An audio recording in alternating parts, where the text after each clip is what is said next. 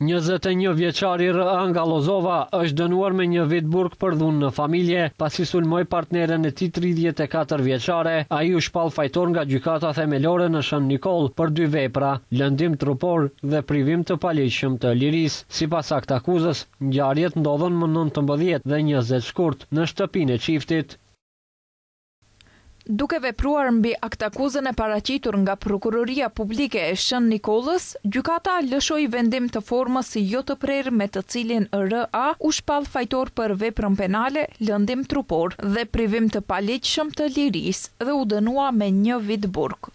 Ndryshe R.A. përveç se sulmoi fizikisht, ai viktimës i mori telefonin celular dhe çelësat e makinës. Kur vajza humbi ndjenjat nga goditjet, ai e çoi në banjo, ku e solli në vete me ujë të ftohtë, pas së cilës filloi ta tërhiqte për flokësh dhe ta godiste përsëri me grushte në kokë dhe trup.